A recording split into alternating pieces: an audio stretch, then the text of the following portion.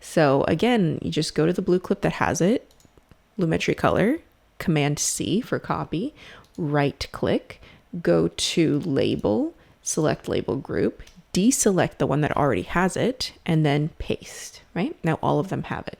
Same thing for this orange one. So we're going to select the motion controls, copy, right click, label, select label group, and I can deselect it, but I also don't have to deselect it because it's not like it'll apply the motion control twice. There's only one version of a motion control. So I can paste. And now if I hide the top two layers, get out of comparison view, all of the bottom should be perfect. Great.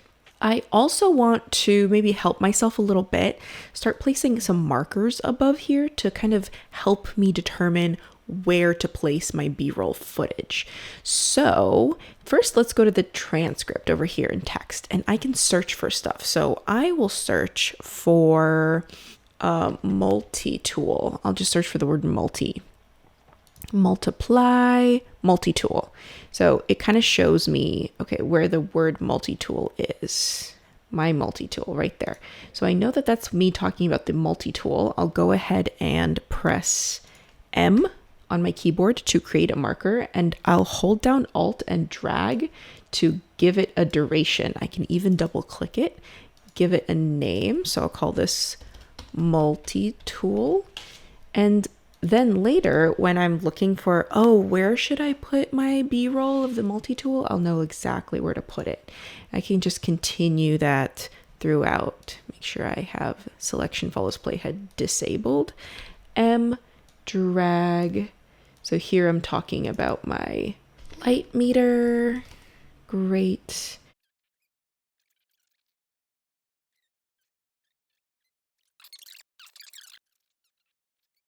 Something to note, now that I have all of these markers here, like this multi-tool marker, it's indicating that this long clip is talking about multi-tools. This arms marker is talking about arms in this clip. If I want to delete something before the markers, so say I want to delete these 3 clips. So I go ahead and ripple delete them, but you see the markers didn't move. Here, I'll do that again. I'll ripple delete, the markers stayed there. But this is what I'm talking about, the multi-tool, yet the multi-tool marker is still back there. So whenever you are working with timeline markers, my suggestion is to go up here to markers and make sure that you have ripple sequence markers selected. That way, when you are deleting, the markers ripple forward and back. I'm going to go ahead and start cutting and inserting edits right where these pauses, these natural pauses happen in my speech.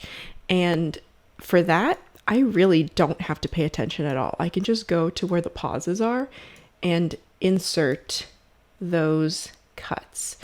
What I'm trying to do is checkerboard these clips so that I can enable and disable them in a way that makes sense. So showing certain clips while hiding others. So for this one, for example, when I'm rooting around on the inside, it's probably best to see from the top. But then once I find the thing, cut to the front here.